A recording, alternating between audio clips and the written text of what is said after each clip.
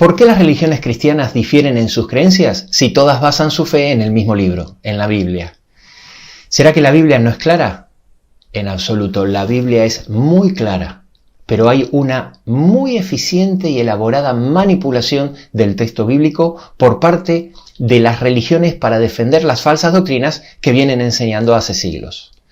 No siempre esa manipulación es consciente, a veces es inconsciente, pero el motivo o los motivos, mejor dicho, por los cuales una religión cristiana enseña doctrinas contrarias a lo que la Biblia enseña, es un tema muy interesante, que lo vamos a ver en otro video.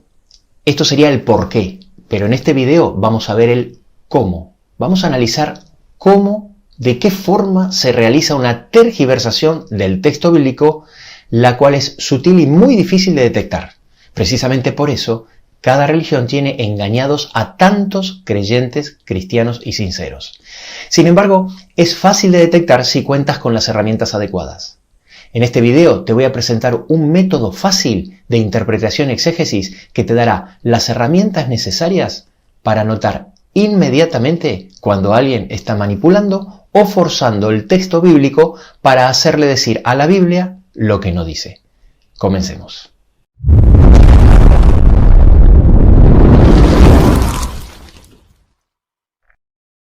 Sin ninguna duda, la correcta comprensión de las doctrinas bíblicas son una de las llaves indispensables para poder entender las profecías y especialmente el Apocalipsis. ¿Cómo vamos a entender lo que se enseña de la resurrección si no tenemos una correcta comprensión de la doctrina del estado de los muertos? ¿O cómo vamos a entender el juicio sin una correcta comprensión de la ley de Dios? ¿O el plan de salvación sin entender el ministerio intercesor de Cristo o la doctrina de la justificación por la fe? Es imposible. Así que hay tanto en juego en la correcta comprensión de una doctrina que habiendo tantas religiones cristianas que difieren en las enseñanzas de su dogma, yo no me puedo arriesgar a tener o no tener la suerte de estar justo en una religión que me enseña todas las doctrinas correctamente. Y por eso tenemos que comprobar por nosotros mismos si estamos en lo correcto. ¿Cómo hacemos esto? Aplicando, por supuesto, los principios de interpretación y exégesis. La mayoría de las religiones cristianas están de acuerdo con estos principios de interpretación que son sencillos y lógicos, pero no siempre se aplican. Estos principios nos protegen de falsos maestros con sus propias interpretaciones, que te puedo asegurar que abundan. Existen innumerables libros que hablan de este tema y cuya lectura puede ser pesada y tediosa. La idea de este video es resumir de forma sencilla estos principios, que los podamos entender con ejemplos prácticos y aplicarlos de forma fácil, detectando inmediatamente si se está manipulando el texto bíblico. Para saber con certeza lo que la Biblia enseña sobre un tema, el paso lógico es muy sencillo. Hay que analizar todos los textos que hablan claramente del tema que estamos estudiando. Así de sencillo. Vamos a desgranar esta frase en dos partes. En primer lugar, se analizan todos los textos. No podemos sacar una enseñanza de la Biblia de un solo versículo, y mucho menos un dogma. ¿Por qué? Bueno, por motivos obvios. Si tomo un versículo aislado, puedo demostrar en la Biblia cualquier cosa. Habrás oído por ahí decir que un texto sin su contexto es un pretexto.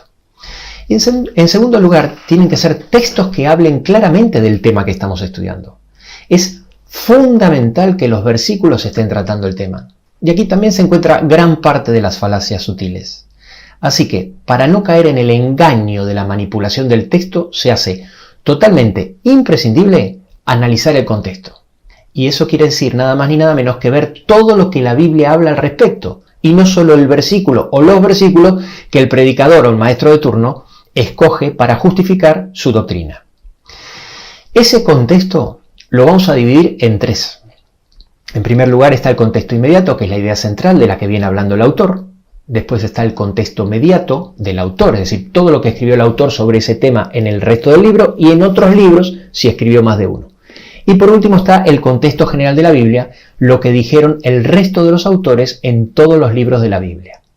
Si hacemos esto, si buscamos todos los textos que hablan del tema y los buscamos sin una idea preconcebida, vamos a encontrar una gran cantidad de versículos con lo que se llama la idea predominante en toda la Biblia, es decir, la doctrina verdadera. Tengan en cuenta que en teología, al igual que en cualquier ciencia del saber, siempre se debe ir de lo fácil a lo difícil. Y lo lógico para abordar un tema sería ir del texto sencillo y claro que explica el tema sin ninguna duda, para luego comprender los más complejos y de profundidad teológica. Si por el contrario abordamos los versículos de interpretación ambigua sin considerar los que tienen una interpretación obvia, es que hay una evidente intención de manipular el texto. Entonces, ¿cuáles son las evidencias inequívocas que se está manipulando el texto? Bueno, en primer lugar, no se muestran, ni se consideran y ni siquiera se mencionan la gran cantidad de versículos que hablan sobre el tema y enseñan la idea predominante. Y si se los menciona porque no tienen más remedio, se los presenta como excepciones aisladas. Y luego se intenta rebatirlos con interpretaciones arbitrarias, es decir, contrarias a toda lógica. En segundo lugar, por el contrario, solo se usan textos forzados que justifican una idea preconcebida. Como se presentan sin considerar los textos de la idea predominante, son sí o sí textos fuera de contexto. Por eso son forzados. Ahora bien, ¿sabes cuál es la diferencia entre educación y lavado de cerebro? La palabra más formal para el lavado de cerebro es adoctrinamiento. Normalmente decimos que a alguien le han lavado el cerebro cuando cree algo diferente a lo que nosotros creemos. No, te puedo asegurar que esa no es la definición. Un lavado de cerebro o adoctrinamiento es cuando alguien te transmite un dogma o doctrina, que es una creencia indiscutible, imponiéndote su aceptación. Esa imposición puede ser por la fuerza, puede ser por amenazas o con engaños sutiles, quitándote la libertad de ponerla en tela de juicio. Cuanto más fuerte es esa imposición, mayor es el lavado de cerebro. Precisamente por eso nosotros no solo vamos a quedarnos con los textos encontrados, es decir, con la idea predominante, sino que vamos a analizar también los textos que normalmente se utilizan para demostrar una idea diferente. Estos textos forzados los vamos a dividir en 5 grupos o tipos diferentes. Ahora, para que alguien utilice cualquiera de estos 5 tipos de textos para demostrar o justificar una falsa doctrina, se necesita siempre suposiciones arbitrarias, es decir, basadas en el capricho en vez de estar basadas en la razón, porque no toman en cuenta el contexto. Y aquí está el secreto para que no seas engañado. Tienes que ser capaz de detectar la suposición arbitraria. Un versículo forzado puede estar dentro de uno o más grupos a la vez y si aprendemos a identificarlos, nos será mucho más fácil poder detectar esta suposición arbitraria. Por este motivo, en todos los casos, los textos deben ser interpretados a la luz de la doctrina verdadera enseñada por el contexto y no al revés. Empecemos analizando el primer tipo de textos. Son las parábolas, metáforas o historias. Presten atención a lo que voy a decir ahora porque esto es muy importante. No se puede sacar una doctrina de una parábola. ¿Por qué? Porque las parábolas son breves narraciones simbólicas con una enseñanza moral. Por definición eso es un suceso fingido. Y no todas las partes de la parábola tienen una simbología con una enseñanza moral. Algunas están simplemente para completar la historia. Por consiguiente, primero hay que conocer la doctrina para saber cuál es la aplicación o enseñanza. Y exactamente lo mismo pasa con las metáforas, que es una figura retórica que recurre a un lenguaje figurado. Lo mismo pasa con las historias, que no sabremos para qué están ahí si no sabemos el contexto y cuál es la enseñanza principal. Por eso no se puede sacar una doctrina de una parábola, de una metáfora o de una historia. Ahora, ¿por qué es tan importante enfatizar que las parábolas son narraciones simbólicas y las metáforas tienen un uso figurado? Son importantes porque, aunque contengan frases dichas por el mismo Jesús, por definición, son sucesos fingidos y nunca se pueden tomar literalmente. Vamos a ver un ejemplo práctico de lo que estamos diciendo con la parábola de la oveja perdida que se encuentra en Lucas capítulo 15 del 4 al 7. En esta parábola, uno que tenía 100 ovejas pierde una y deja 99 para ir a buscar a la que se le había perdido. Finalmente la encuentra y festeja con sus amigos y en la parábola Jesús termina diciendo en el versículo 7, os digo que habrá más gozo por un pecador que se arrepiente que por 99 justos que no necesitan arrepentimiento. Entonces, utilizando esta última frase, yo concluyo interpretando que hay gente en este mundo que no necesita arrepentimiento. Y alguien puede decir, Cristian, eso es ridículo, porque hay muchos textos en la Biblia que dicen que todos hemos pecado y que todos necesitamos arrepentimiento. Pero yo puedo argumentar que es así porque Jesús lo dijo en una parábola. ¿Te das cuenta que no se puede sacar una doctrina o enseñanza de una parábola si contradice todo lo enseñado al respecto por Jesús, los profetas y los apóstoles? Es decir, como las parábolas son interpretadas a la luz de la doctrina verdadera, enseñada por el contexto, y no al revés, ahora que conozco el contexto, me doy cuenta que la enseñanza de la parábola que estamos viendo es el gozo del cielo por cada arrepentido, y el resto está para rellenar la historia. Esto lo explicó muy bien Jesús en Lucas capítulo 8 versículo 10 cuando dijo: a vosotros os es dado conocer los misterios del reino de Dios, pero a los otros por parábolas para que viendo no vean y oyendo no entiendan. Es decir, en este caso vosotros, los que escuchan y conocen la palabra de Dios, y los otros son los que no escuchan, no conocen la palabra de Dios, los cuales oyendo las parábolas no entienden. Así que siempre las parábolas, las metáforas, las historias deben ser interpretadas a la luz de las doctrinas verdaderas enseñadas por el contexto y nunca al revés. Pasemos al segundo grupo de versículos forzados. Son los textos que hablan de otro tema, donde claramente se nota que el autor está hablando de otra cosa y no trata directamente el tema que nosotros estamos estudiando.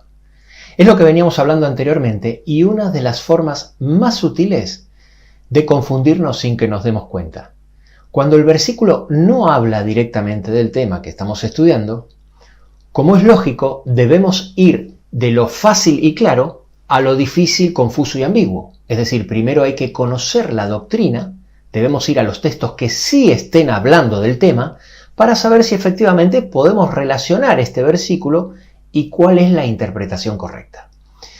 Para que lo entiendan mejor, les voy a poner un ejemplo no bíblico, es decir, un ejemplo de la vida cotidiana actual para ser más breve. Los ejemplos bíblicos nos llevaría un poquito más de tiempo y ya los vamos a ver en detalle cuando analicemos cada una de las doctrinas. Vamos a imaginar que una maestra le da un comunicado a sus alumnos y les dice: chicos, no debemos esperar a que toque el timbre del final del recreo que nos indica que debemos entrar al aula para ir al baño. Debemos ir al baño mientras dure el recreo antes de que toque el timbre. Así, una vez termine el recreo, nos podemos apresurar a entrar al aula sin demora. Entonces el niño dice: la maestra quiere que entremos al aula corriendo. Es verdad que la maestra dijo que se apresuren a entrar al aula sin demora, pero el comunicado no habla de eso. El comunicado no trata de la forma como tienen que entrar al aula y mucho menos dice que tienen que entrar corriendo. Esa fue una deducción del alumno. Y esto es lo que se hace continuamente con el texto bíblico, pero con un agravante. El agravante es que tanto el manual de la escuela como un par de carteles que hay en los pasillos está indicado que está prohibido correr en los pasillos. Conociendo el contexto, el manual y los carteles en este caso, nos daremos cuenta, en primer lugar, que no debemos entrar corriendo.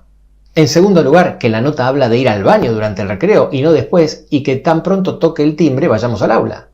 Y en tercer lugar, que la interpretación del alumno fue una suposición arbitraria, por no tomar en cuenta el contexto. Presta mucha atención a lo que te voy a decir.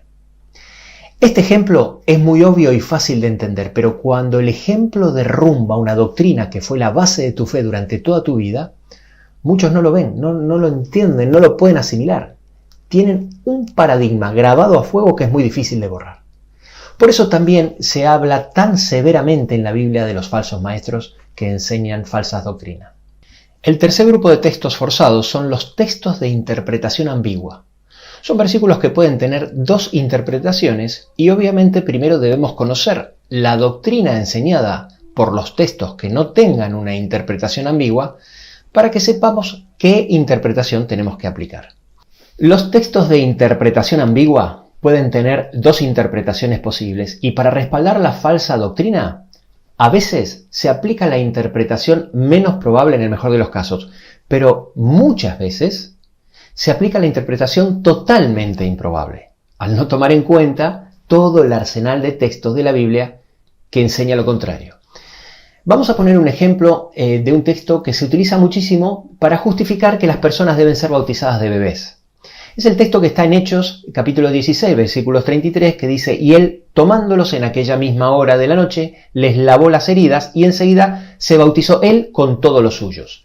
Entonces ellos, tomando la frase bautizó a todos los suyos, interpretan que bautizó a los niños pequeños y a los bebés, usando este texto como prueba de que debemos bautizar a los recién nacidos. No vamos a analizar ahora todo el contexto de esta doctrina, pero si simplemente mirásemos el versículo anterior, el versículo 32, que dice: y le hablaron la palabra del Señor a él y a todos los que estaban en su casa, la suposición lógica, tomando el contexto, sería concluir que todos los suyos que se bautizaron son los descriptos del versículo anterior, que dice todos los que estaban en su casa, y que le hablaron la palabra del Señor. Luego, nunca pueden estar incluidos ahí los bebés. Pero además, aunque no tomes en cuenta el contexto, existen otras posibilidades muy probables. Por ejemplo, de que no hubiese niños pequeños en su familia y que todos eran mayores de 12 años. Con lo cual, no podemos tomar este versículo para justificar la doctrina del bautismo de los infantes, porque lo estamos haciendo basado en una suposición arbitraria. En el cuarto grupo de textos forzados tenemos los textos de traducción ambigua. Como ustedes bien saben, toda traducción es interpretativa. Los textos de traducción ambigua pueden tener dos traducciones posibles y para respaldar la falsa doctrina suelen hacer lo mismo que el caso anterior de interpretación ambigua. Es decir, a veces se aplica la traducción menos probable, eso en el mejor de los casos, y en muchas ocasiones se aplica la traducción totalmente improbable, por no tomarse en cuenta el contexto. Como siempre, primero hay que conocer la doctrina para saber qué traducción tenemos que aplicar. Pongamos un ejemplo bíblico sin detenernos demasiado en él. Para justificar la doctrina de la inmortalidad del alma, se cita hasta el cansancio el texto que está en Lucas 23:43, donde Jesús le dice al ladrón en la cruz: de cierto te digo, hoy estarás en el paraíso conmigo.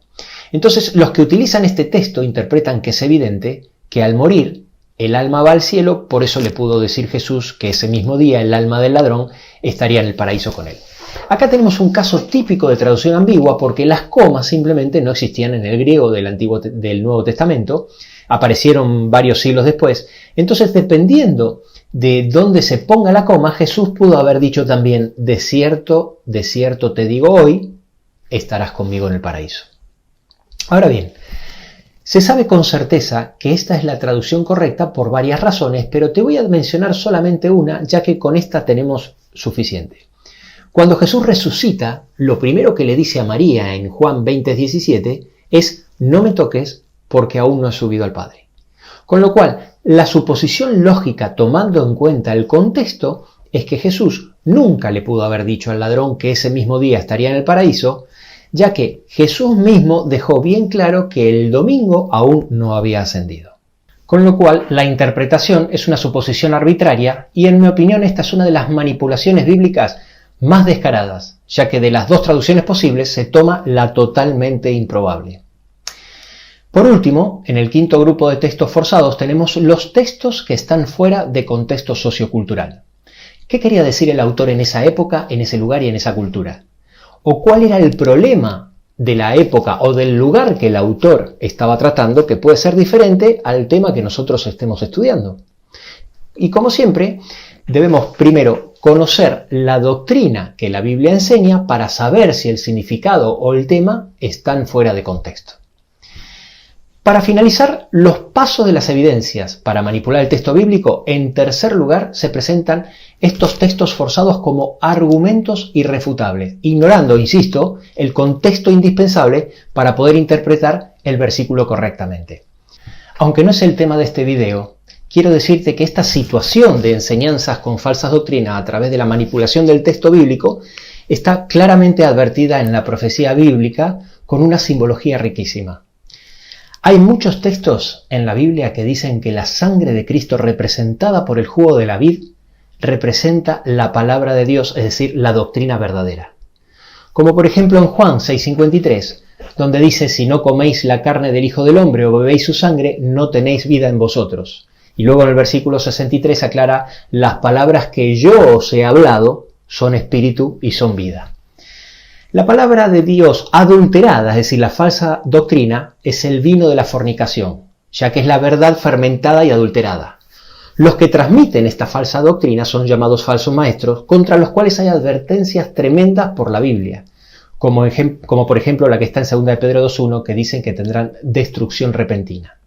Y los que saben que están equivocados y aún así lo siguen enseñando, es decir, continúan enseñando a conciencia, se transforman en lo que la profecía llama falso profeta, lo cual es gravísimo hasta el punto que en Apocalipsis 19:20 y 20:10 se les asigna el mismo castigo que el dragón y que la bestia. Cuando en Apocalipsis 12:9 dice que Satanás engaña al mundo entero, el tercio de la población cristiana de nuestro planeta no queda afuera de esta afirmación. Todo este sistema de engaño creado por las religiones cristianas, la profecía lo llama Babilonia, que significa confusión. Ahora bien, con respecto a los creyentes que están en el error porque desconocen, son el pueblo de Dios invitado a salir de Babilonia. Pero aquellos que, habiendo conocido, no aceptan la verdad, son llamados los que están embriagados con el vino de la fornicación. Son los que no pueden abandonar el error, al igual que el borracho no puede abandonar el alcohol, y finalmente se pierde en su vicio. La simbología, sin ninguna duda, es otra llave para entender el Apocalipsis. En Apocalipsis 18, del 2 al 4, dice: ha caído Babilonia. Y luego hay una advertencia crucial para el pueblo de Dios. Dice: salid de ella, pueblo mío, y no seáis partícipe de sus pecados, ni recibáis parte de sus plagas. Al final, el destino de los que persisten en las falsas enseñanzas es el mismo que el de los falsos maestros por haber confiado más en el hombre que en Dios. Acompáñame a repasar las enseñanzas de la Biblia utilizando estas herramientas y te aseguro que te vas a sorprender y así poder salir de Babilonia, porque de esta decisión puede depender tu salvación y la de tu familia.